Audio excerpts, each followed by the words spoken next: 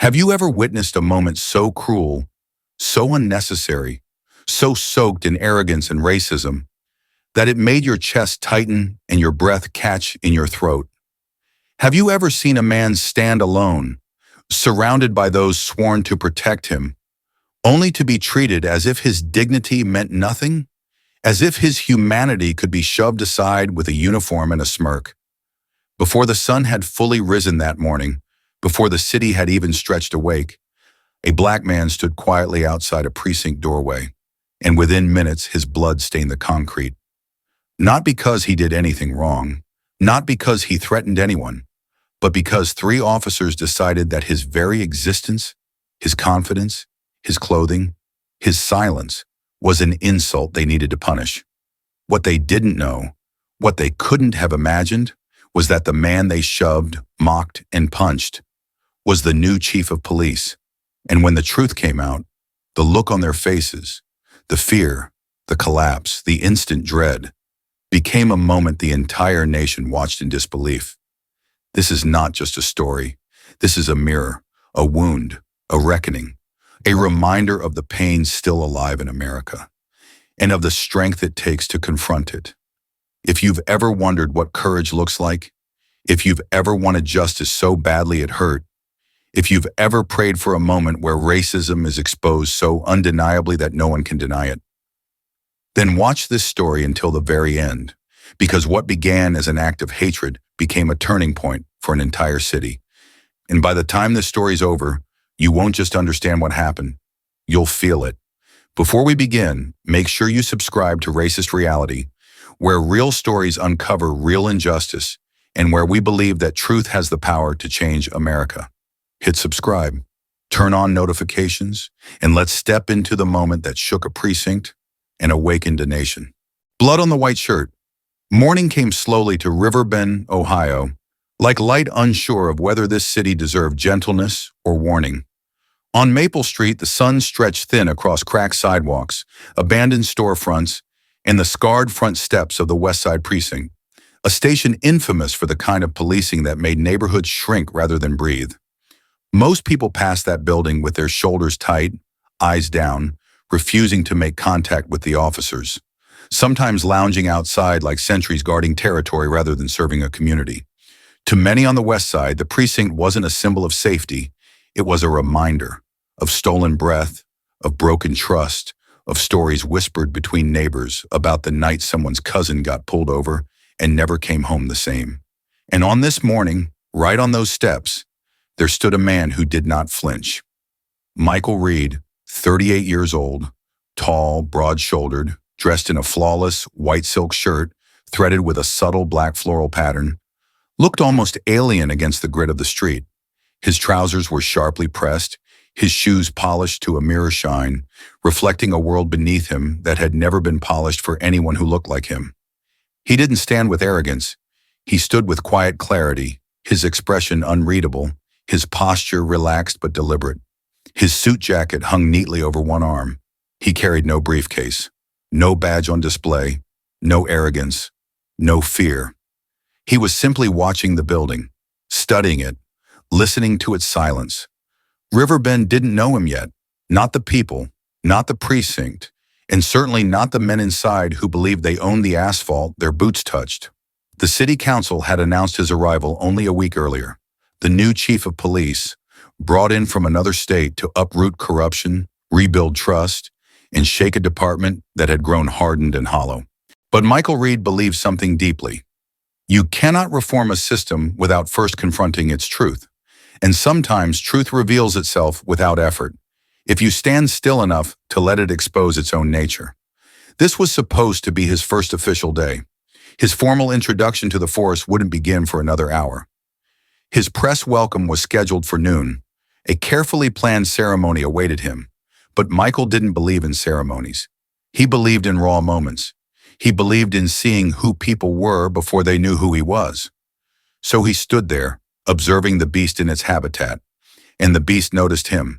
The precinct doors flew open with the force of entitlement.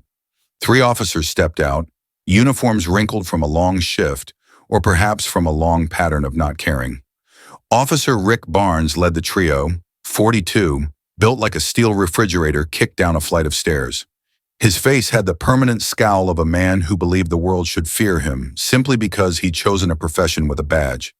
He took one look at Michael, black, elegant, unbothered, and felt a spark inside his chest, the kind that wasn't light but gasoline. Behind Barnes came Officer Kyle Jensen, 34, tall and sinewy, eyes always carrying the smirk of someone who enjoyed cruelty, as long as he wasn't the one absorbing it. He was Barnes's favorite echo, always ready to laugh at the wrong moment. Trailing them was Officer Jordan Lee, 26, mixed race, wearing the look of a young man who still believed policing meant protecting, not dominating. He had joined the force with ideals.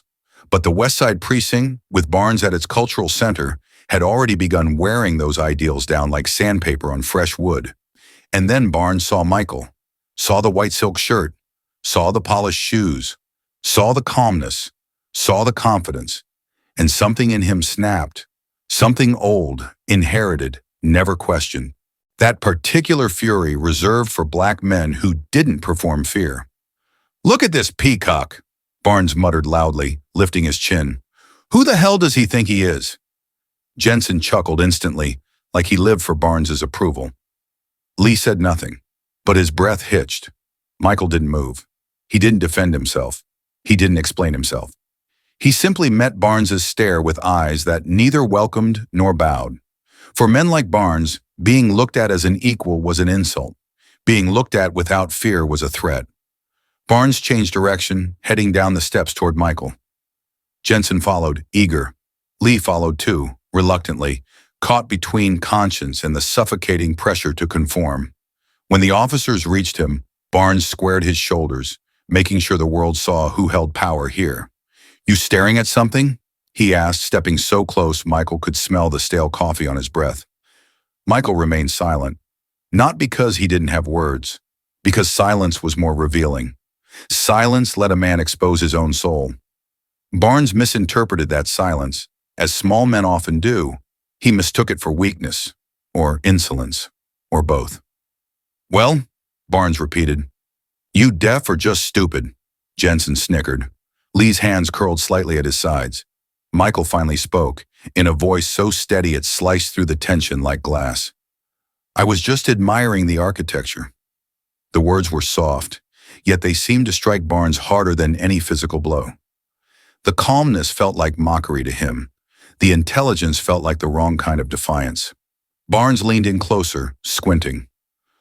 "Architecture," he repeated slowly, mocking. "You hear that, Kyle? We got ourselves a fancy critic right here on Maple Street." Jensen mimicked Michael in a high-pitched tone. Laughter followed, a laughter that carried no joy, only ugliness. Michael didn't move, didn't flinch, didn't even blink, and that enraged Barnes further. "You don't just stand outside a police station unless you're in trouble," Barnes said, stepping even closer, "or about to cause some." He shoved Michael, quick, sharp, meant to throw him off balance. Michael didn't move. Barnes shoved again, harder. Michael's body absorbed the force effortlessly, feet rooted to the concrete. Jordan Lee's throat tightened. He knew these shoves. He'd seen Barnes use them to provoke reactions that justified arrests, charges, brutality. But Michael wasn't giving him anything, and that only infuriated Barnes more. Because a racist cop's authority is fragile. It depends on fear. When fear doesn't appear, their facade cracks. "You think you're tough," Barnes growled, voice low, trembling with anger. "You think that fancy shirt makes you a man?" Jensen lifted his phone now, quietly, as though preparing to record his own twisted entertainment. The neighborhood watched. A mother pushing a stroller slowed. A teenage boy stopped biking. A construction worker paused on the scaffolding above the street. A woman walking her pit bull pulled her phone out. The quiet survival instinct of a community that had learned, record everything. Michael stood, still and steady as stone. Barnes saw the crowd, and instead of restraint, he found validation. He wanted an audience.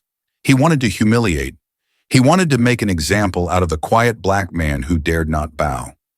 "You think you're above the law?" Barnes roared suddenly. "Let's wipe that smug look off your face."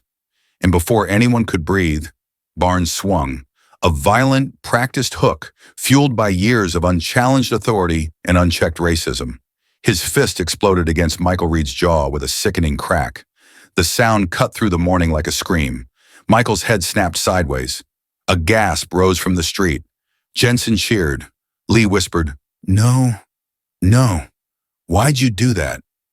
Blood welled at the corner of Michael's lip, warm and metallic. He touched it with measured curiosity. A single drop slid down, slow as grief, and fell onto the white silk. A red bloom on pure fabric. Beautiful, terrifying, symbolic. A history repeated in a single moment. Barnes grinned, breathing hard, chest puffed like a man who believed he'd won something. But he hadn't won anything, because Michael Reed lifted his head, slowly, precisely. And he smiled, not with joy, not with forgiveness, with understanding, with clarity, with a kind of cold certainty that made even Barnes's heart stumble. Because in that moment, Michael's eyes said what his mouth didn't have to. "You have no idea what you've just done." It was the smile of a man who didn't need to fight back. A man who knew the system better than the people abusing it. A man who had just collected the final piece of evidence he needed. The witnesses gasped. Phones zoomed in. A quiet electricity filled the air. An unspoken sense that something monumental had just begun. Barnes didn't understand it yet. Jensen didn't sense it. But Jordan Lee did. He felt the shift. He felt the air tighten. He felt the future collapsing around them. Because this morning would not end the way Barnes thought. And this punch would not break the man in the white shirt. It would break the system that created Barnes. The Wolves of Westside Precinct. The moment Officer Rick Barnes's fist connected with Michael Reed's jaw, something shifted. Not just in the air, not just in the minds of the witnesses gathering on Maple Street, but in the very soul of the Westside Precinct. Violence has a way of exposing systems more violently than words ever can.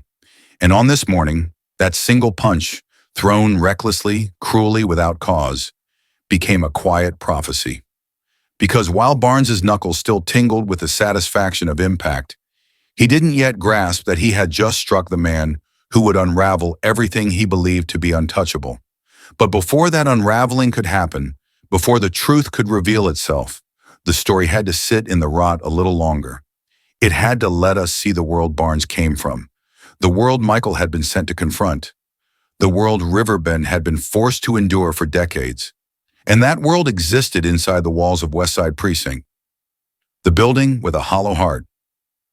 From a distance, the precinct looked ordinary, aged brick, steel doors, windows tinted so dark you couldn't see whether a smile or a sneer waited behind them. But up close, the building felt heavier, like every bad decision made inside it had seeped into the concrete.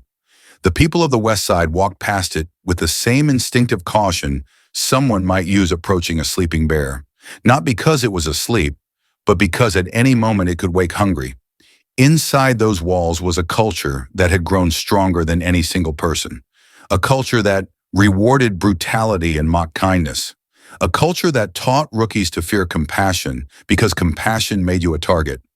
A culture that didn't simply allow racism, it operationalized it. If you asked anyone in the neighborhood who the precinct served, they'd answer quietly, "Not us." If you asked why, they wouldn't tell stories. They'd give examples, names, dates, faces that never came home. And today, in front of that building, stood the man brought in to change it all, unbeknownst to the men who were currently abusing him. 3 officers, 3 stories, 1 rotting system. Rick Barnes towered over Michael like he owned the land his boots were touching. He had been on the force 17 years, long enough to forget who he had been before the badge, long enough to decide that fear was more useful than fairness. He wasn't born hateful, maybe. Most men aren't. But give a man power without accountability. Give him a badge and tell him he's the wall between chaos and order, and he might start thinking he is the order. Then bigotry becomes a shortcut, an efficient one. It lets him identify targets quickly, justify violence easily, and sleep at night without a single nightmare disturbing his rest. Barnes had learned early. On the West Side, nobody punished a cop for being rough with black men. Nobody questioned his reports. Nobody reviewed his body cam. which he conveniently forgot to activate every time trouble started. Nobody saw anything unless Barnes allowed them to see it. He had grown comfortable in that darkness. Too comfortable. Behind him, Kyle Jensen was the perfect accessory to corruption. Lanky, eager, smiling the smile of a man who mistook cruelty for camaraderie. He laughed too quick, too loud, always at the wrong moments. He had learned that to survive in a toxic system, you don't have to be the worst. You just have to applaud the worst. You have to hold the phone. You have to record the humiliation. You have to make the bully feel admired. Jensen wasn't fearless. He was fearful, afraid of being insignificant, afraid of being alone, afraid of being the only one who didn't get the joke. Barnes's shadow gave him purpose. And then there was Officer Jordan Lee, the youngest of the trio, the one whose conscience rattled inside him like a trapped bird. Jordan had joined the academy with the idea of helping, not hurting. He had dreams of community policing, of bridging divides, of being the kind of officer who knew people's names, who walked kids across crosswalks, who brought groceries to elderly tenants without needing recognition. But the academy was one thing. The West Side precinct was another. Their ideals were laughed at. Compassion was a weakness. Reporting misconduct meant ending your career before it began. The rookies who resisted the culture were reassigned, pushed out, or, worse, absorbed into the very behavior they once despised. Jordan wasn't corrupt, but he wasn't brave enough yet to confront corruption, and that made him vulnerable. As he stood behind Barnes and Jensen, watching the punch land on Michael Reed's face, a voice inside him whispered, "This is wrong, this is wrong, this is wrong." But the louder voice, fear, kept him silent. A city watching in real time. When Barnes lifted his fist, he didn't see the crowd gathering behind him. His world was narrowed to his own rage, and rage has always been a kind of blindness. But the people watching weren't blind. A dog walker froze mid-step, her hand trembling as she pressed record. Two teenagers exchanged a look that said, "Here we go again." A construction worker leaned over the railing, jaw tight, the memory of his cousin's last run-in with police flickering across his face. A man waiting at the bus stop muttered, not again, Lord." They watched because they knew. They watched because they had lived it. They watched because when a black man is confronted by police on the West Side, recording is not an act of curiosity. It is an act of survival. Even those inside the precinct felt the tension. The watcher behind the glass. Inside, behind a smudged security monitor in the lobby, Sergeant Tom Gallagher watched the entire encounter unfold. Gallagher was 55, a tired man whose back ached more from moral weight than age. He had long ago stopped believing he could change the precinct. He stayed only because he wanted at least one man inside those walls who still remembered what integrity felt like. From the moment Barnes stepped onto the sidewalk, Gallagher knew something was off. He'd seen this pattern too many times. The puffed chest, the mocking voice, the verbal baiting, the illegal shove, the culminating blow. It was the script Barnes lived by. But today felt different. Today, the man being harassed didn't shrink, didn't cower, didn't panic. He stood there, calm, unbroken, absorbing the storm without bending. Gallagher leaned closer to the monitor, frowning. "Who are you?" he whispered to the screen. Not about Barnes, but about the quiet man absorbing the violence, the predator's calm. After the punch, when Michael turned back with that slow, controlled movement, time thickened in the air. It wasn't dramatic. It wasn't loud. It was subtle, a shift in gravity, a tightening of reality, the kind of silence that feels like standing on the edge of something immense. Barnes felt a pinch in his chest. He didn't know what it was, but Jordan recognized it immediately. Fear, not fear of retaliation, not fear of violence, fear of truth, the kind that unravels everything. Because Michael's eyes no longer held silence. They held understanding. They held knowledge. They held a promise. And underneath that, deeper still, was something Barnes had never felt directed at him. Power. Real power. Quiet power. The type that doesn't need fists or threats to make itself known. Michael Reed was not a victim at this moment. He was the measure. He was the mirror. He was the truth the precinct had spent decades refusing to face. How racism writes its own script. The cruelty of racism is not always in its volume. It is often in its predictability. Barnes didn't see Michael as a threat because racism had conditioned him to believe that black calmness was arrogance, that black dignity was defiance, that black excellence was an insult. His worldview was too small to imagine that a black man in a silk shirt could be anything but a nuisance. Prejudice had narrowed his imagination until it could no longer recognize humanity. And that's why he didn't see it. The danger, he didn't sense it. The turning tide, he didn't recognize it. The beginning of his own downfall. Because racism isn't just hatred, it's blindness, and Barnes struck blindly. Lessons embedded in the pain. As Michael stood before the officers, blood drying on his lip, the neighborhood watching, the precinct silently pulsing behind him, a truth emerged quietly. In America, dignity often becomes a battleground for black men. Calm becomes a threat. Stillness becomes resistance. Presence becomes defiance. Michael's silence was an indictment. His composure was a weapon. His very existence, uninterrupted by fear, cracked open the illusions of men who had spent their lives mistaking cruelty for authority. Part 2 ends not with a revelation, but with the understanding that the rot in the West Side precinct was never about 3 men. It was about a system that allowed those men to believe their violence was ordinary. And now that system had no idea it had just revealed its worst self to the one man capable of tearing it apart. When silence becomes a weapon. For a long, suspended second after Officer Rick Barnes's punch landed across Michael Reed's jaw, the world seemed to freeze. Not out of shock, not out of confusion, but out of recognition. Everyone on Maple Street had seen some version of this scene before. Too many had lived it, had felt the same sting, the same humiliation, the same forced swallowing of dignity in exchange for safety. But something was different here. Michael's jaw throbbed with slow, vibrating heat. A metallic tang spread along his tongue as blood trickled from the split in his lip. Yet instead of stumbling, instead of recoiling, instead of raising his hands in instinctive surrender, Michael let the pain settle into him.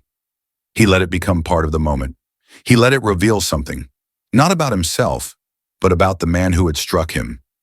When he raised his hand to his mouth and wiped the blood away, he did it with the precision of a man taking note, not a man trying to recover. A dozen eyes watched the drop of blood fall onto the white silk of his shirt, a red bloom against immaculate fabric, a story as old as America playing out in front of a precinct that had long forgotten the meaning of justice. And then Michael lifted his gaze, slowly, deliberately. His eyes locked onto Barnes, not with fear, not with anger, but with a terrifying calm that made even Jensen, filming the encounter with quiet glee, pause. Barnes stiffened. Because there are moments, rare but unmistakable, when a person realizes they have crossed a line so deeply, so irreversibly, that their world will never return to what it was. And the smile that curved onto Michael's lips was that realization made visible. It wasn't triumphant, it wasn't mocking, it was diagnostic. The smile of a man who had finished observing the symptoms and was ready to begin the procedure. The silence that consumed the street officer. Barnes expected fear, expected anger, expected pleading. He understood how to react to those emotions. They justified his violence, fed his arrogance, fit into the story he needed to tell himself about how the world worked. But this silence, this impossible, unshakable silence, was something else entirely. "What are you smiling at?" Barnes barked, though his voice cracked slightly at the end. Michael didn't answer. He didn't need to. Silence is its own language, and his said, "You've already lost." Barnes couldn't interpret it. Jensen couldn't comprehend it, but Jordan Lee, standing behind them, felt it in his bones. Lee's breath caught as he watched Michael straighten himself. He had seen confident men before. He had seen arrogant men. He had seen scared men pretending to be confident. But he had never seen a man like this, someone who radiated authority without needing to raise his voice or even announce his identity. Jordan swallowed hard, the guilt already squeezing his ribs. He knew this had gone too far. He knew he should have stepped in. He knew the academy had drilled into them the responsibility to de-escalate, but the culture of West Side had drilled something else into him. Stay quiet, stay loyal, stay safe. And that poisonous mix of fear and shame rooted him to the ground. The crowd becomes witness, phones lifted higher. A mother pulled her child closer, whispering, "Keep watching, baby. These videos save lives." The construction worker leaned over the scaffolding railing, shouting, "Hey, that man didn't do anything." A bus slowed, passengers pressing their faces to the windows. In neighborhoods like this, witnessing is survival. Silence protects no one. Silence is how stories get rewritten by officers like Barnes. And yet Michael, unlike so many victims in these moments, did not shout for help. He didn't defend himself, didn't plead his case, didn't try to reason with the officers. His strategy was entirely different. He gave them room. He let them talk. He let them shove. He let them escalate. Because sometimes the most powerful thing you can do is let a man reveal who he is in front of the world. The questions that turn acidic. "Are you resisting?" Barnes barked, voice too loud, too defensive. "Yeah? You trying to start something?" He pushed Michael again, though gentler this time. A seed of doubt had sprouted in him. He didn't understand this man, and men like Barnes hate what they can't understand. "Answer me," Barnes demanded, stepping so close their foreheads almost touched. Michael's voice came out soft, almost gentle. "I already told you, I was admiring the architecture." Jensen cracked up again, slapping Barnes's shoulder. "This guy's a joke. Probably some wannabe producer thinking he's on the fancy side of town." But Barnes didn't laugh. Something cold was sliding down his spine, something he didn't have a name for. It wasn't fear, not yet, but it was close. His instincts were trying to warn him. "This is wrong. This man is not who you think he is. You're in danger." But racism is a blinder, and Barnes had worn it like armor for decades. Silence as a test. Michael continued to stand there, blood drying on his lip, gaze unwavering. His breathing remained slow even, his expression unbothered by the chaos forming around him. Because Michael wasn't simply enduring the moment. He was evaluating it. He was evaluating them. Every insult, every shove, every violation of protocol was another data point, another indictment of a system that had rotted from the inside, another confirmation that the reports he'd read about the West Side precinct weren't exaggerations. They were warnings, and Barnes, unaware of the trap he was digging for himself, took Michael's silence as an invitation to escalate further. That's what happens when men mistake quiet for weakness. They reveal everything ugly inside themselves. Jordan Lee's battle with himself. Jordan felt sick. He felt it in his palms, sweating inside his gloves. Felt it in his stomach, twisting like it wanted to escape his body. Felt it in the weight of the badge pinned to his chest, a badge that was supposed to stand for duty, service, and justice. He could still hear his academy instructor's voice. "We do not escalate. We do not provoke. We protect, even from each other." But that was a lesson from a classroom, not West Side. At West Side, the unspoken rules were different. Don't question Barnes. Don't challenge the culture. Don't stand out. Don't be the one who breaks the brotherhood. He wasn't brave enough to speak, but he was awake enough to understand one thing clearly. This was going to destroy him, too. The punch replay in silence. The crowd watched as Michael stood still, letting Barnes's cruelty echo off the precinct walls. The punch replayed in their minds over and over. The crack, the bloom of blood, the stillness that followed. There was something sacred about that stillness, something that went beyond pain. It was dignity, black dignity, a dignity so powerful it could make even brutality look small. A woman whispered to her teenage son, "You see him?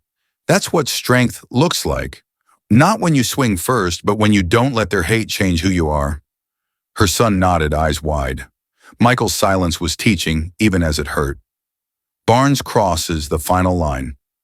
Barnes, rattled by Michael's composure, doubled down.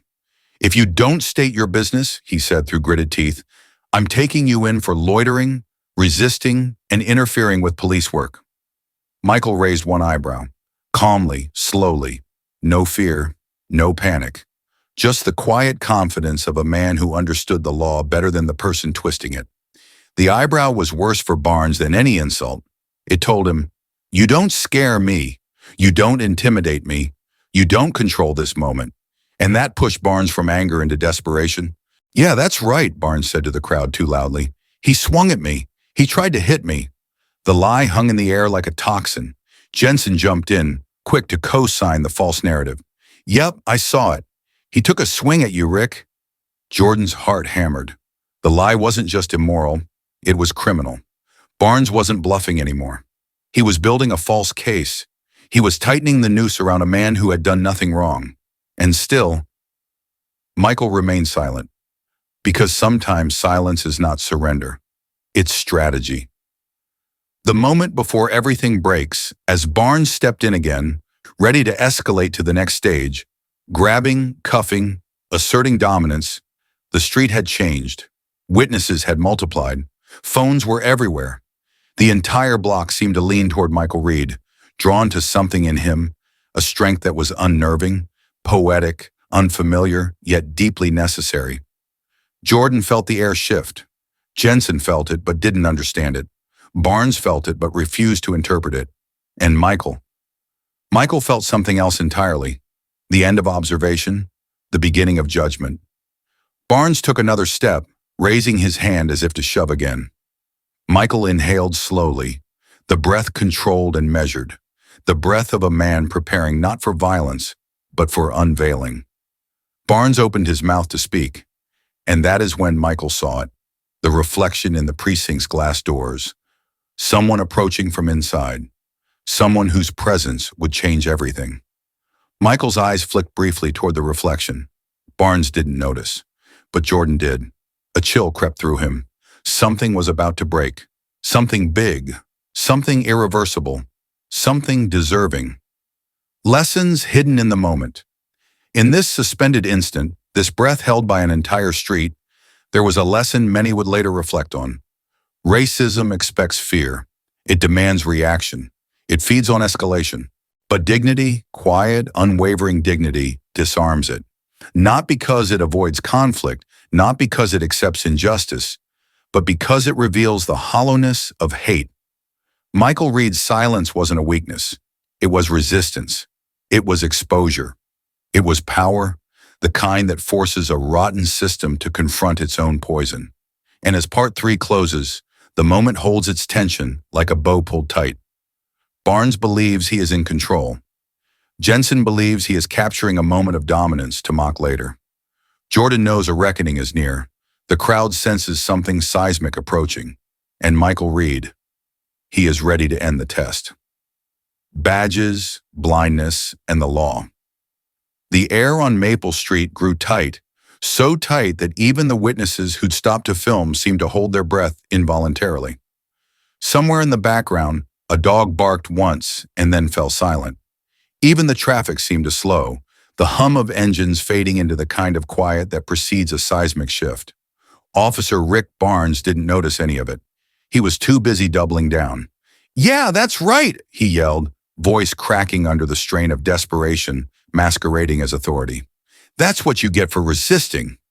The lie was so absurd, so poorly constructed, that several people in the crowd scoffed openly. One woman muttered, "We all saw what happened."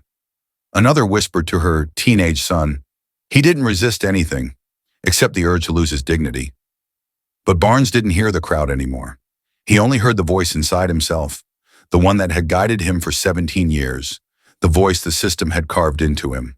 Never back down, never admit fault, never let a black man walk away without fear. Officer Kyle Jensen lifted his phone even higher, recording with a smirk stretched tight across his face. He was thinking of captions, thinking of the group chat, thinking of how this moment would cement him as Barnes's favorite sidekick. He was thinking about everything, except consequences.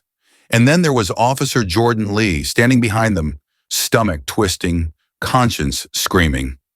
He caught Michael Reed's gaze for a fraction of a second, those eyes steady, composed, disappointingly calm, and Jordan felt something inside him fracture.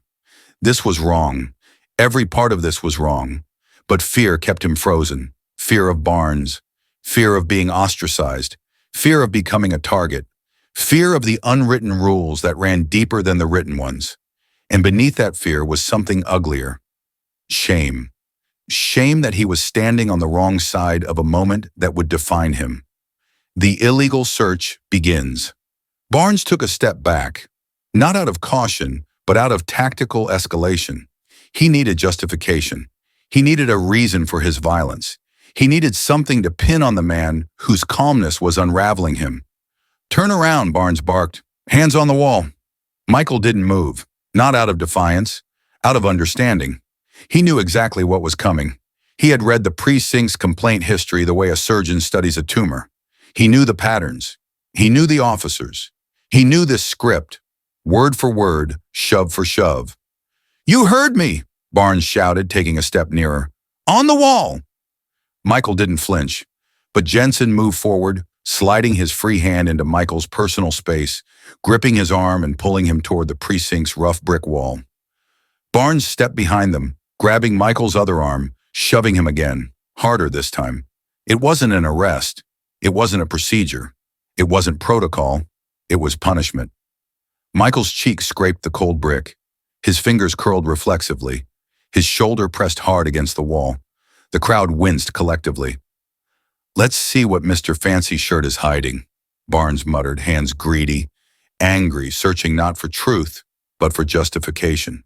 Jensen chimed in, voice dripping with mockery. "Probably got drugs. Maybe a weapon.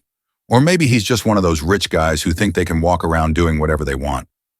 Jordan Lee watched helplessly, every second of the illegal search tightening a noose around his sense of morality. "Barnes," he whispered, barely audible. "This isn't right." Barnes turned sharply. "What did you say?" Jordan froze, fear crawling up his spine. Nothing." And that was the moment Jordan knew he had betrayed himself. The search unravels the racism. From Michael's pockets, Jensen pulled out a sleek leather wallet and flipped it open.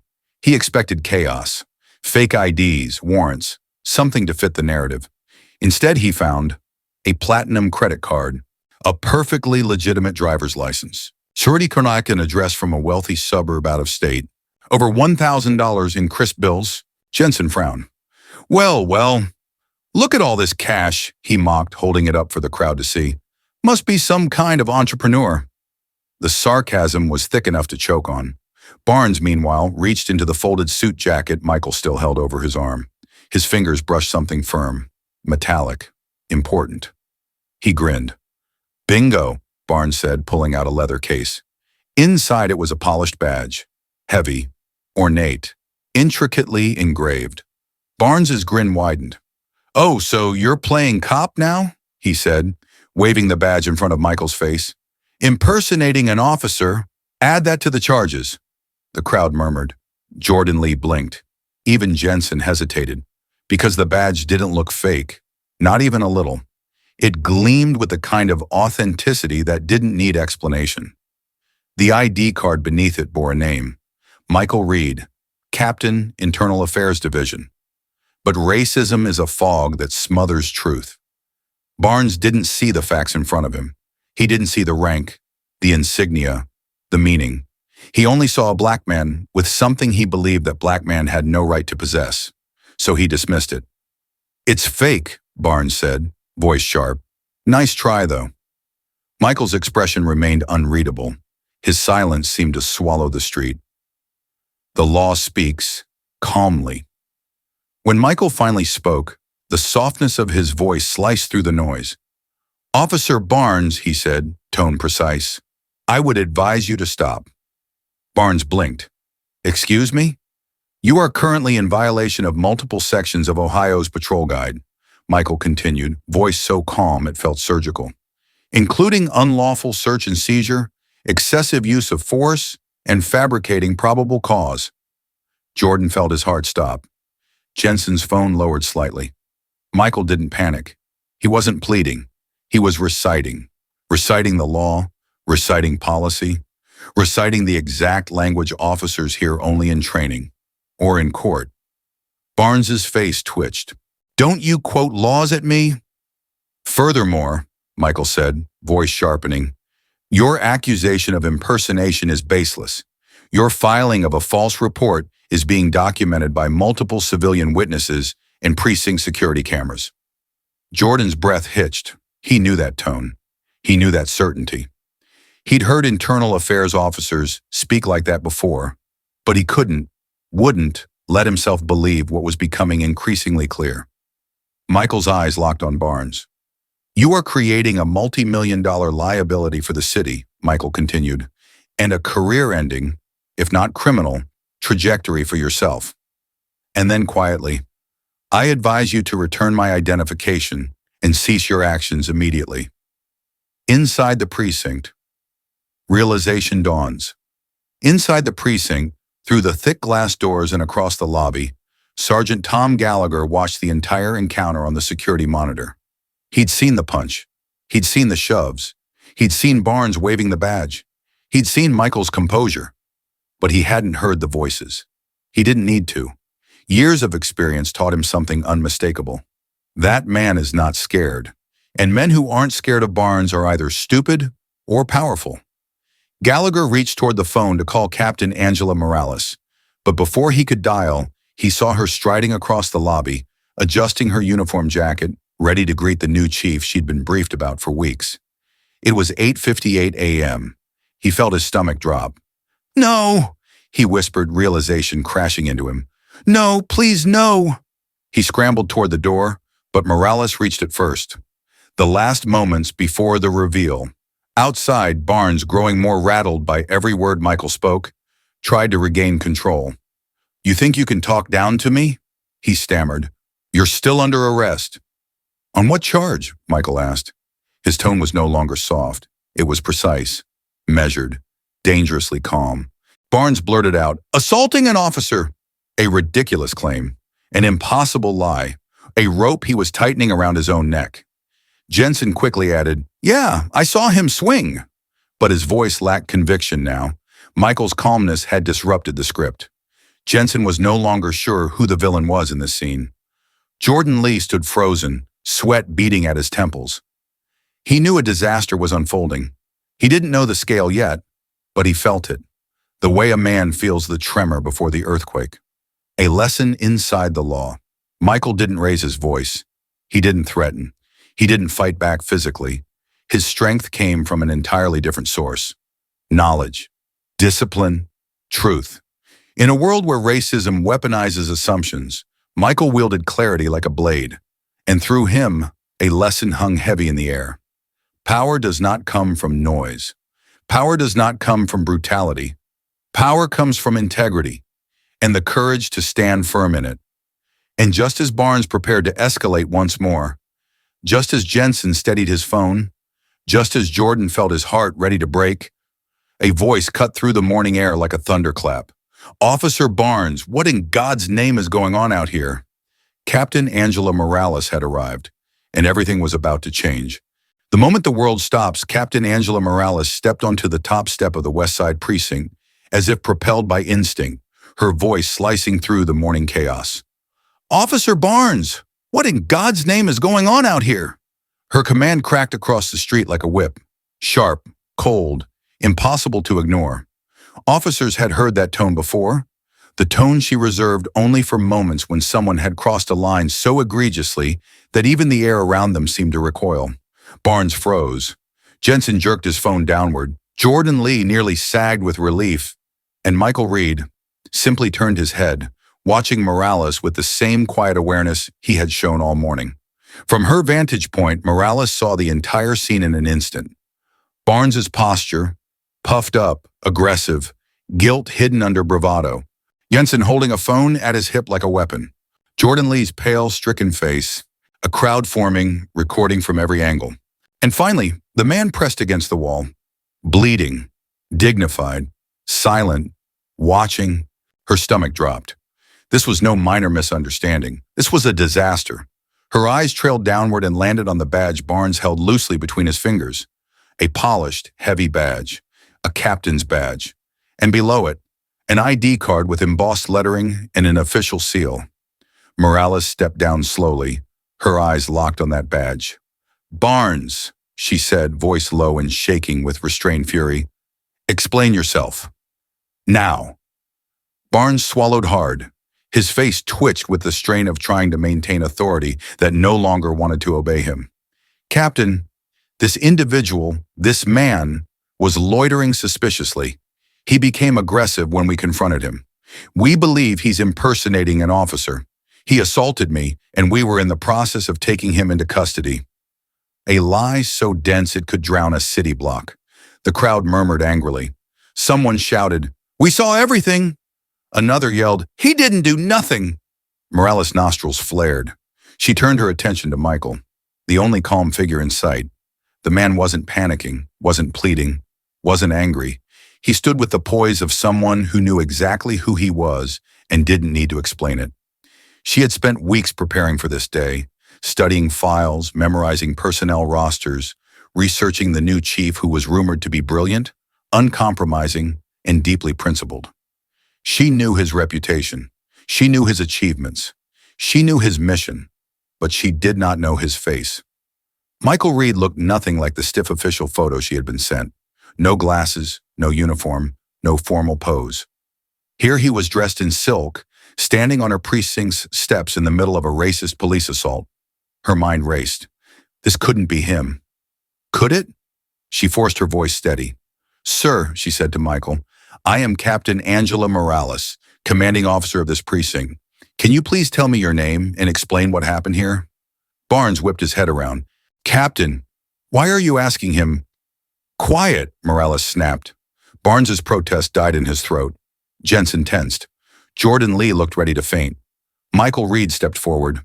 Not by much, just enough to remove the oppressive closeness of Barnes and Jensen, who now stood frozen behind him like condemned statues. He stood tall, straightened his shirt, wiped a final streak of blood from his lip, and when he spoke, his voice held a resonance that made even the wind pause. "Captain Morales, it's a pleasure to finally meet you. I'm afraid the welcome has been more interactive than I expected." Morales blinked. A strange, cold pressure tightened around her ribs. Then Michael continued. "My name is Michael Reed." Jordan felt the world drop out beneath him. Jensen's mouth fell open. Barnes's knees buckled, though he hid it behind a stiff stance. Morales stared, trying to reconcile the bloodied, calm man before her with the highly decorated reformer she had been preparing to impress for weeks. Michael finished with devastating simplicity. "I am your new chief of police." The silence that followed silence smothered the entire block. Even the pit bull stopped panting. Even the traffic seemed to hold its brakes. Even the birds paused mid-flight, or at least it felt that way. The woman recording on her phone lowered it slowly, her mouth falling open in disbelief. The teenagers gasped. The construction worker stopped chewing his gum. A man waiting for the bus whispered, "Oh, he's messed up now." And Morales, her face ran through a kaleidoscope of emotions. Confusion, horror, disbelief, shame, realization, dread. She felt heat creep up her neck. Her stomach churned. Her officers, her responsibility, had just beaten, harassed, and illegally searched the man the entire department had been ordered to treat with utmost respect and professionalism. The man she had been scheduled to welcome in a formal ceremony at 9 a.m. It was 8:59. Her heart thudded painfully. Michael Reed stood, composed, unbroken, watching her process the devastation. "Chief," Morales whispered, voice nearly cracking. He gave her the smallest nod, an acknowledgement, a confirmation, and a warning all at once. "Yes, Captain." The collapse of 3 careers. Jordan Lee's hands trembled uncontrollably. He felt bile rising in his throat. He had imagined reprimands, disciplinary notes, maybe suspension. But this was career-ending, life-changing, perhaps even criminals. And worse, it was deserved. Jensen looked like a child caught stealing candy, but the stakes were infinitely higher. The phone he held, still recording, was now a ticking bomb in his hand. Evidence. Proof of a civil rights violation committed against the highest law enforcement officer in the city? He tried to discreetly lower it. Michael raised an eyebrow. Jensen frozen. Barnes! Barnes felt the ground fall away. He felt the world tilt. He felt every ounce of the authority he'd built crumble like ash. He looked at the identification card again, this time really looking, reading, seeing the embossed seal he'd ignored, seeing the words he had refused to process. Michael Reed, Captain, Internal Affairs Professional Standards Bureau. His breath snagged in his throat. Internal Affairs, the most feared division, the division that policed the police, the division that had ended careers stronger and smarter than his. He had not just assaulted a cop. He had assaulted the man who held absolute authority over misconduct, discipline, and corruption. A man brought in specifically to clean up dirty precincts. A man who answered only to the mayor. A man who now had Barnes's entire future, maybe even his freedom, in his hands. The badge slipped from Barnes's trembling fingers and hit the concrete with a metallic clatter that echoed down Maple Street like a death knell.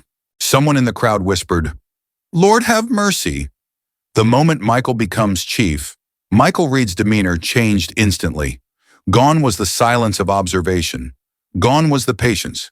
Gone was the strategic restraint. In its place was command. Cold, clear, absolute. "Captain Morales," Michael said, voice projecting effortlessly across the street, "secure this scene immediately. I want a 10-block perimeter. No one enters or leaves without authorization." Morales snapped into action. "Yes, Chief." Her voice shook, but her discipline held. Michael turned to the crowd. "All of you holding phones," he announced, "you are material witnesses. Do not leave." People nodded vigorously. Some whispered encouragement. Others simply stared at him like he had stepped out of a movie. Michael turned back to the officers, his gaze landing on Barnes, Jensen, and Jordan. "You three," he said, voice lethal in its calm.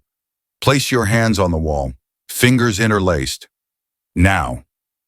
Barnes hesitated. Michael's voice thundered, "I said now."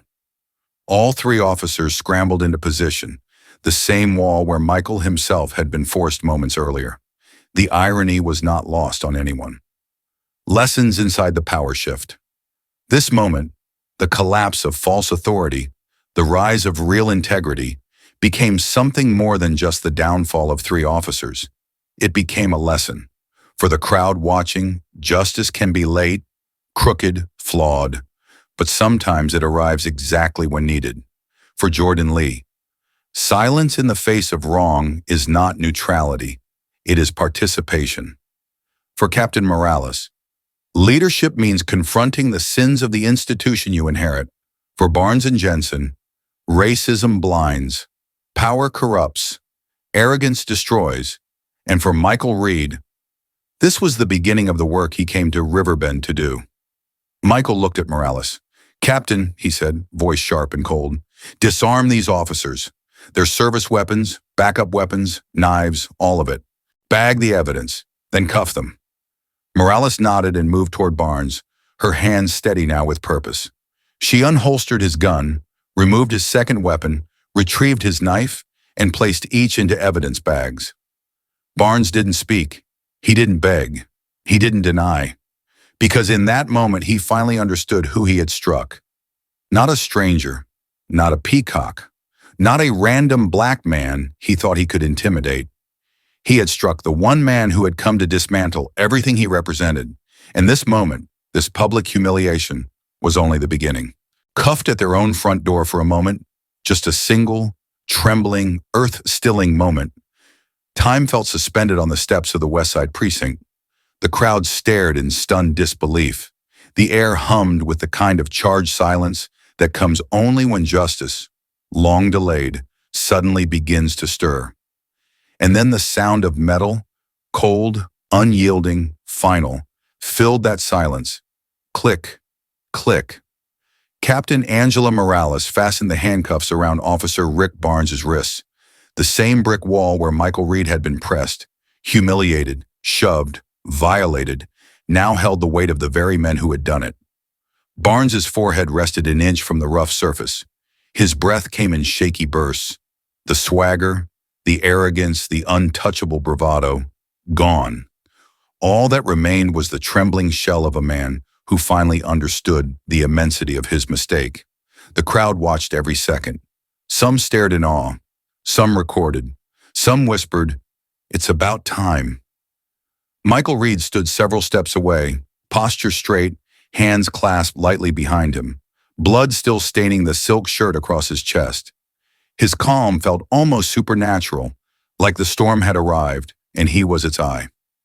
"Officer Barnes," Michael said, voice steady, echoing down Maple Street, "you are under arrest for felony assault, conspiracy, falsifying a police report, and violating civil rights under color of law."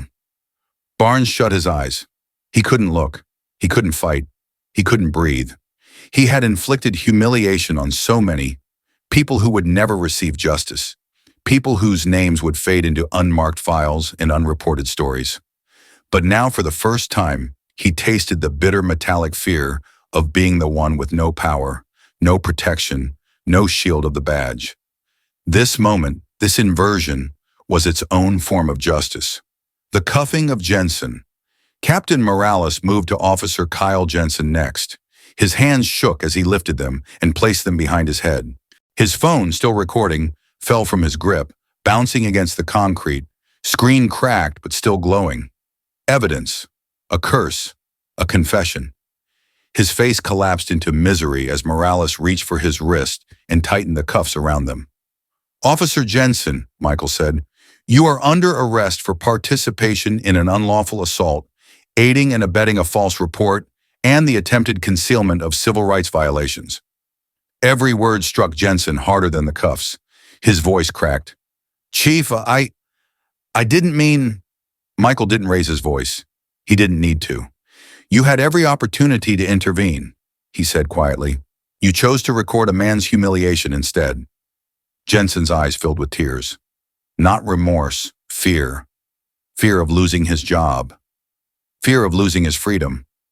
Fear of losing the identity he had clung to so tightly. But this moment was bigger than fear. This moment was true, tearing through decades of misused authority. The rookie's collapse.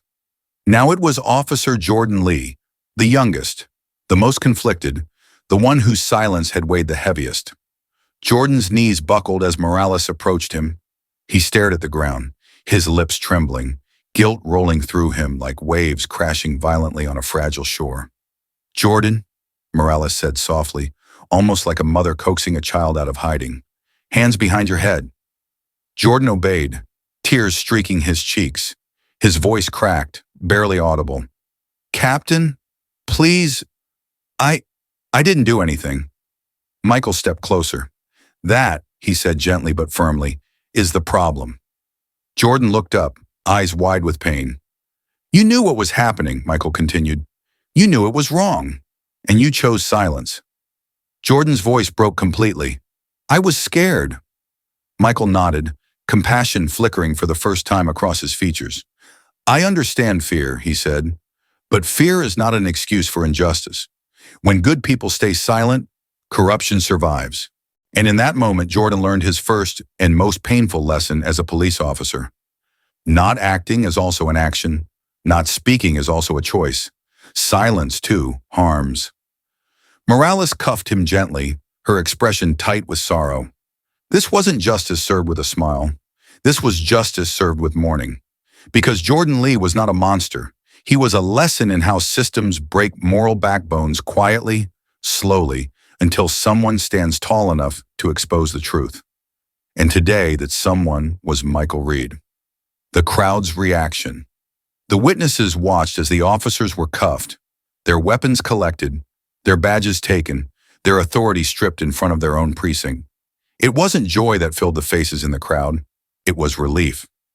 Relief that for once, just once, the scales had tipped towards someone who looked like them. Someone who had been targeted the way they had been targeted. Someone who, despite being struck, shoved, demeaned, had responded with dignity so powerful it forced the truth into the open. A woman whispered, "I waited my whole life to see a cop held accountable." A teenager muttered, "That guy is a legend." A father holding his daughter said quietly, "Remember this, baby. Remember what real power looks like." Phones captured everything. Not because the people wanted entertainment, because they wanted proof. Proof that justice was possible. Proof that racism could be confronted. Proof that silence could be broken. Proof that leadership, when rooted in integrity, could transform an entire city. The chief takes control. Michael stepped forward, voice carrying the authority that now unmistakably belonged to him. "Captain Morales," he said, "contact Internal Affairs immediately. This precinct is now locked down under a Code 1 investigation." Morales stiffened. "Yes, Chief." And inside the precinct, Sergeant Gallagher, who had witnessed the entire downfall from the security monitor, stood at attention, tears gathering in the corners of his eyes. Hope. It felt foreign. It felt dangerous. It felt overdue. He watched as Morales entered the building and began barking orders, her voice shaking the walls awake. Officers inside turned to see the scene unfolding outside, their fellow officers cuffed, the new chief's bloodied shirt, the crowd filming, the collapse of the old guard. Michael Reed stood at the center of it all, a man who had not swung a single punch, had not raised his voice, had not retaliated in anger. He had simply allowed the truth to reveal itself. And then he acted, not with vengeance, with justice. The arrests become symbolic. As Morales lined the three officers up for transport, an eerie symmetry unfolded. Moments ago, Barnes had pressed Michael's face against the same wall to search him illegally. Now Barnes stood against it himself, powerless, exposed, stripped of all pretense. Moments ago, Jensen had recorded the humiliation of a man he assumed was beneath him. Now his own downfall was being recorded from every angle. Moments ago, Jordan had stood silently behind the aggressors. Now he stood silently behind the consequences. Michael watched them with a gaze that held no malice, only clarity. In that clarity was a lesson. Justice is not revenge. Justice is reflection. Justice is accountability offered in the hope of change. Barnes, Jensen, and Jordan had been given countless opportunities to act with compassion, opportunities to follow the law, opportunities to do the right thing. They had chosen otherwise, and choices have consequences, especially for those who wear a badge. The chief delivers the rights. Michael Reed stepped closer, his presence commanding, his voice cold and precise. "Officers Barnes, Jensen, and Lee," he said, "you are under arrest. You have the right to remain silent. I strongly suggest you use it." The words echoed down the street, simple, devastating, final. The same Miranda rights these officers had read to countless civilians, many innocent, were now being read to them. The irony was beautiful. The justice was undeniable. The symbolism was profound. And yet there was nothing vengeful in Michael's tone. His voice held the weight of a man who understood that this moment was bigger than three officers, bigger than the precinct, bigger than Riverbend. This was a turning point in a national story, a moment where racism was not argued about, suggested, or debated. It was exposed, recorded, undeniable, and punished. A lesson for America. As the crowd watched the officers being led toward the precinct doors for processing, something remarkable happened. People began to applaud, not loudly, not mockingly, but softly, like a prayer, like gratitude, like hope. In that applause was a message. We want a world where Black dignity is protected, not punished. We want a world where silence is broken and justice is real. We want a world where policing means service, not supremacy. And Michael Reed, standing bruised but unbowed, proved something essential. Power rooted in integrity is stronger than power rooted in fear. As the officers disappeared inside, Michael looked out at the crowd. His jaw throbbed. His lips stung. His shirt carried the blood of injustice.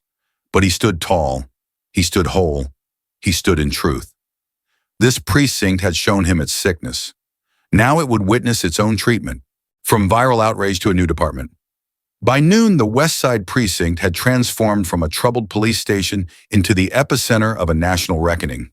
It no longer stood as a silent brick monument to old power structures.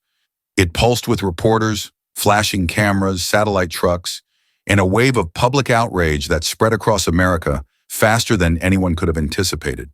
The videos, shot from 15 different angles by commuters, dog walkers, construction workers, and teenagers, went online within minutes. And once they did, they ignited something powerful. The world had seen police brutality before. The world had seen racism laid bare before. But this time, the man on the receiving end of that violence wasn't a name the nation would learn only in death or after tragedy. This time, the victim was the incoming chief of police, a man assaulted on the very steps of the precinct he had been hired to reform. The symbolism was too stark, too poetic, too painful to ignore. Within an hour, hashtags exploded across social platforms. Chief Reed, Justice on Maple Street.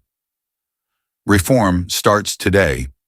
The footage showed Michael Reed standing tall and composed despite blood on his lip, calm as he ordered the arrest of the very officers who had brutalized him. It showed him teaching the nation, without even speaking directly, that dignity is a weapon, that truth is powerful, that justice requires courage. Comment sections filled with shock, anger, awe, and pride. This is what leadership looks like. How was this allowed to happen? My heart hurts. He didn't even fight back. He stood like a whole king. They picked the wrong black man today. Reed is about to change the whole system. Media outlets replayed the footage nonstop. Politicians scrambled for statements. Civil rights leaders called it a historic moment, a turning point in the story of American policing. And inside the precinct itself, internal affairs descended like a storm. A precinct under siege. By midday, the West Side precinct was locked down under Chief Reed's Code 1 order. For the first time in its 67-year history, outside investigators conducted a full, unsparing sweep of the building.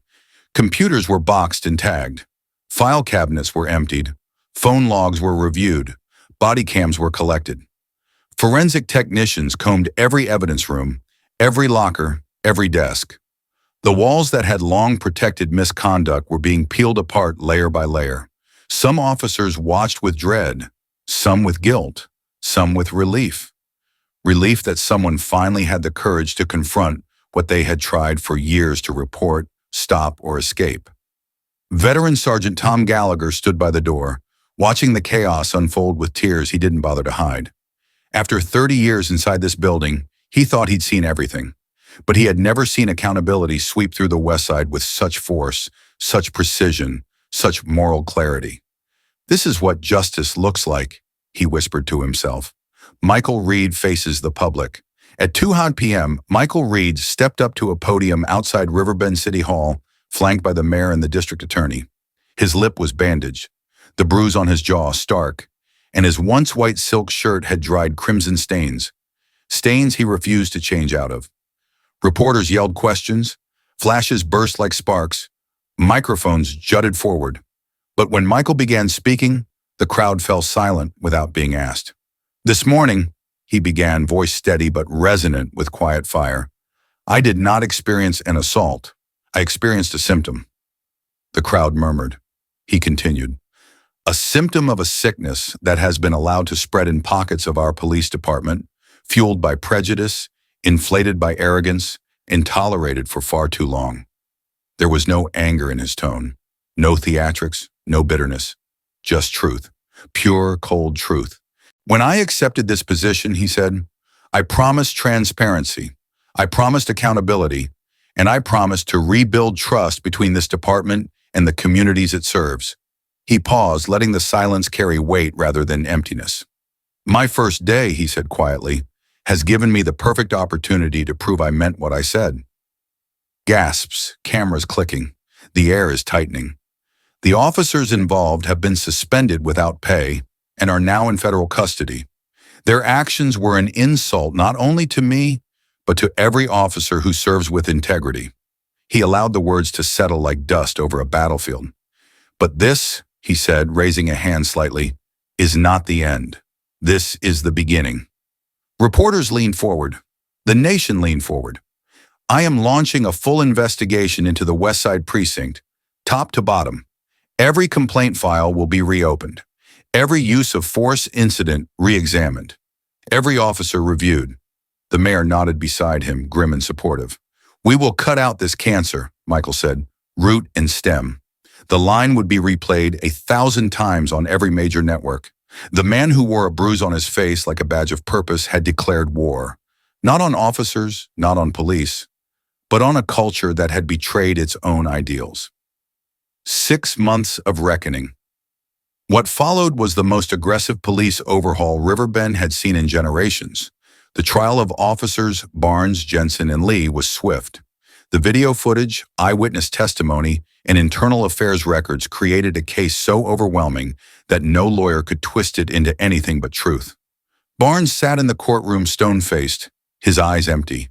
When the guilty verdict was read, he didn't look at anyone. Some said he was in shock. Others said he finally understood what he had inflicted on so many. He received 10 years in federal prison. Jensen, whose cooperation helped expose deeper misconduct, received 5 years. Jordan Lee, after expressing sincere remorse and acknowledging the full extent of his failure, received 3 years probation and a lifetime ban from law enforcement. His punishment was lighter than the others, but the emotional toll on him was heavier. Jordan spent months in therapy, grappling with the crushing weight of the truth that silence is not neutral. The rebirth of West Side Precinct. Under Chief Reed's leadership, 7 additional officers were fired after the audit. 2 sergeants were demoted. A lieutenant with a history of buried complaints was forced into early retirement. But these punitive measures weren't the heart of the transformation. The real transformation came from what Reed built in their place. He instituted mandatory de-escalation training, led by experts who had studied community tensions across America. He reformed the citizen complaint process, making it transparent, efficient, and free from internal interference. He established a new duty to intervene policy, requiring officers to stop misconduct, even by their own partners, or face consequences equal to the offenders. He created an open-door community forum, held monthly in local churches and neighborhood centers, where residents could safely voice their concerns and participate in policy discussions. Trust, slow, painful, and precious, began to grow. Not fast, not easily, not magically, but steadily, like a wound finally receiving proper care.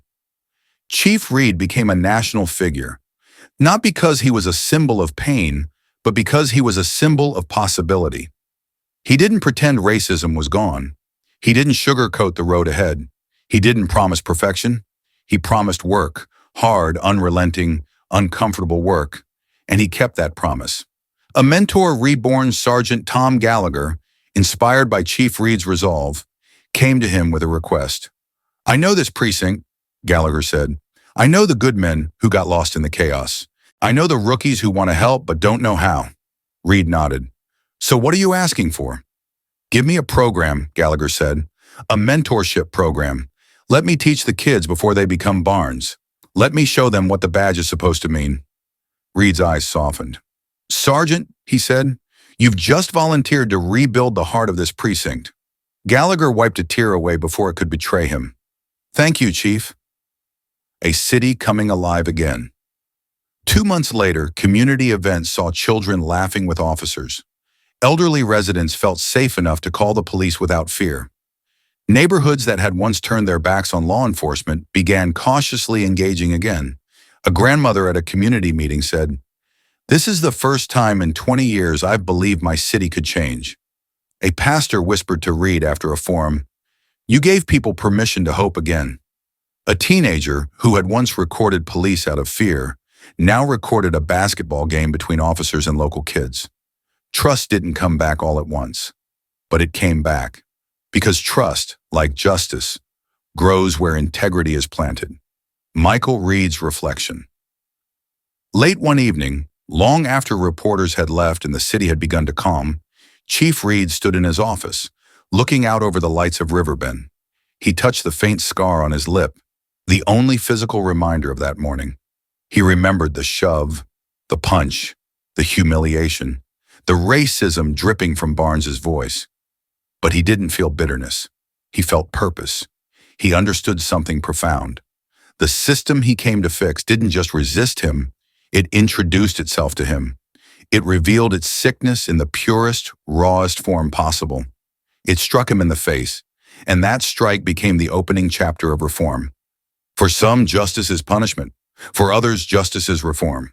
For Michael Reed, justice was transformation, transforming fear into courage, silence into truth, violence into reform, and a single morning into a movement. One bloodstain, one city, one America. 6 months after the assault on the steps of the West Side precinct, the bruise on Chief Michael Reed's jaw had long since faded. His lip had healed. The silk shirt had been cleaned, though the faint shadow of a rust-colored stain remained, stubborn as memory. He kept the shirt anyway, not as a trophy, not as a reminder of pain, but as a symbol. Symbols matter.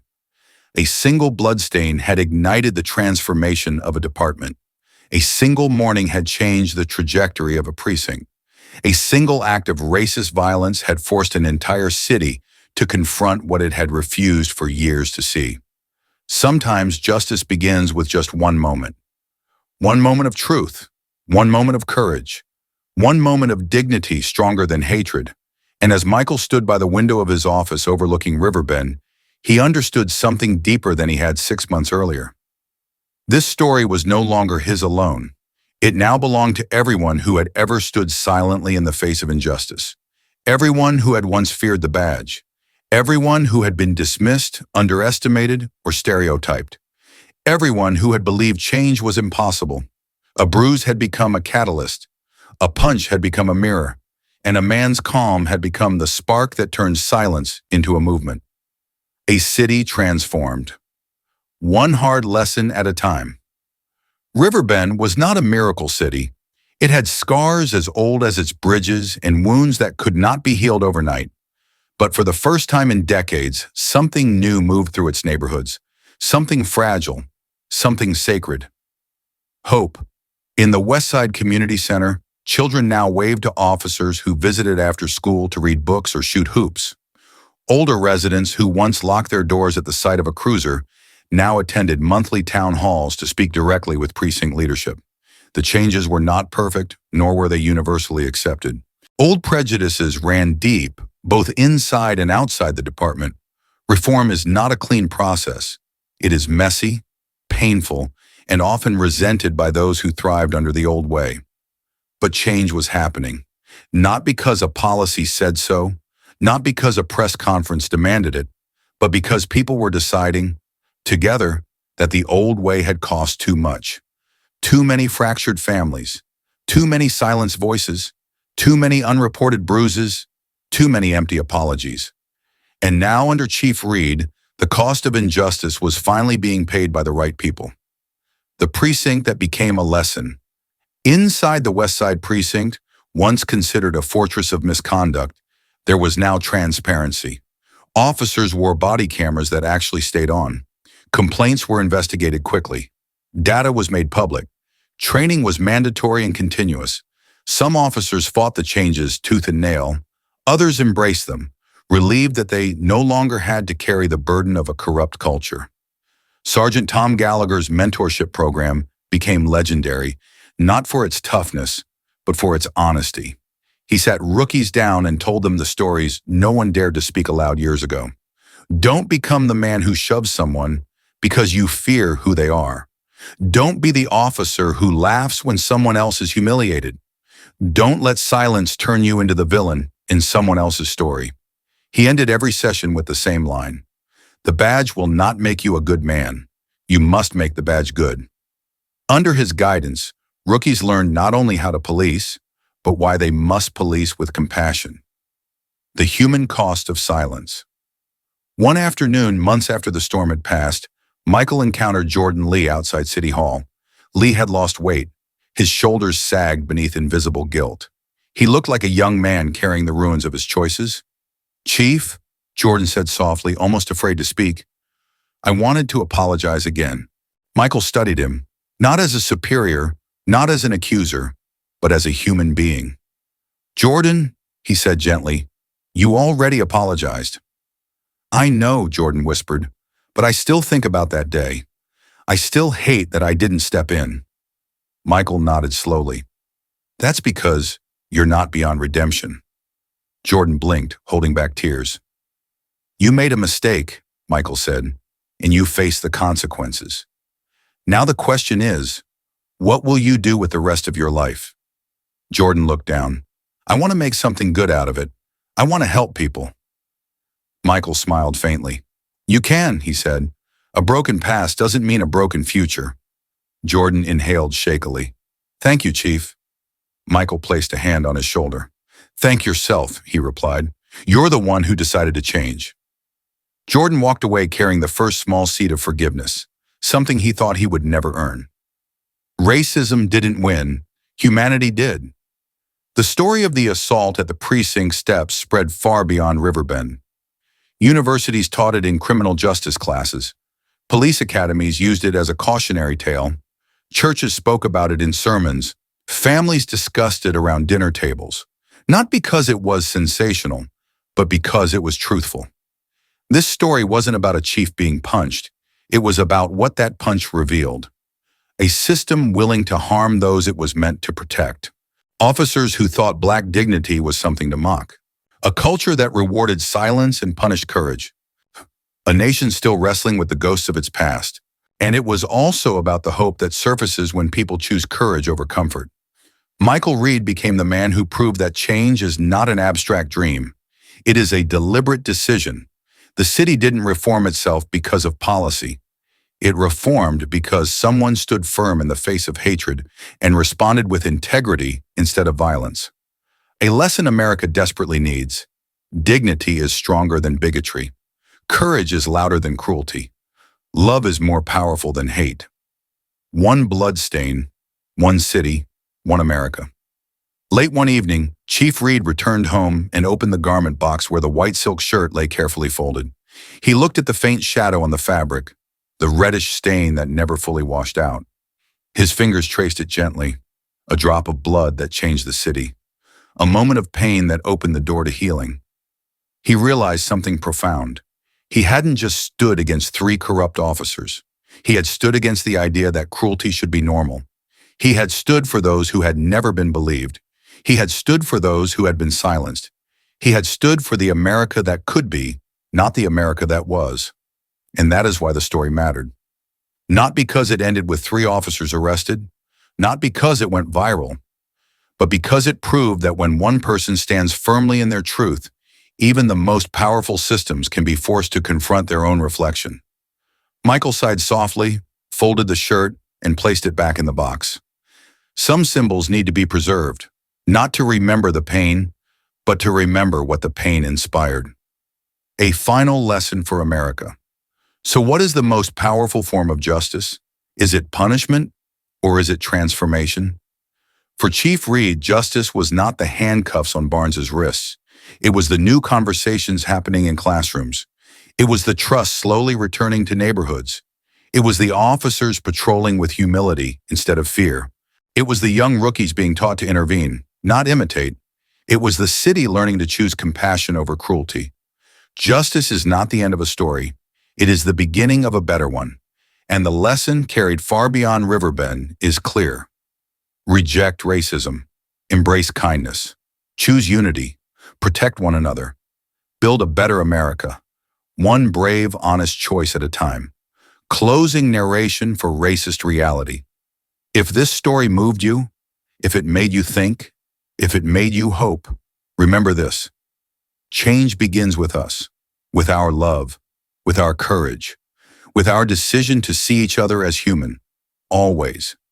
And if you believe in stories that reveal truth, inspire justice, and call us to build a more compassionate America, subscribe to Racist Reality. Share this story. Spread its message. Because when we stand together, hate has no place to hide. When we look back on the story you just witnessed, the shove, the punch, the humiliation, the silence, it's easy to think it was simply about 3 officers crossing a line. But it was more than that. It was a reminder of the world we still live in, and the world we can create if we choose better. A world where no one is judged by the color of their skin. A world where dignity is not negotiable. A world where courage stands firm even when hatred tries to break it. A world where we do not turn our eyes away, but turn our hearts toward one another. Chief Michael Reed didn't win because he fought back. He won because he stood tall in truth. He won because he believed that justice must be rooted in integrity. He won because he understood that real leadership means lifting others, not crushing them. And in doing so, he showed us something profound. America is strongest not when we are divided, but when we choose compassion over fear, unity over hate, and humanity over prejudice. Every act of kindness matters. Every moment of courage matters. Every voice raised against discrimination helps build a future where our children inherit a country more loving, more fair, and more worthy of their dreams. If this story touched your heart, if it made you reflect, if it reminded you of the power we hold when we stand up for one another, then don't let the lesson end here. Subscribe to the Racist Reality channel to join a community committed to truth, justice, and human dignity. Visit the channel and explore more videos that expose injustice, uplift powerful voices, and remind us what America can become when we choose love, empathy, and courage together. Thank you for watching and for believing in a better, stronger, more united America. One story at a time, we are changing the future.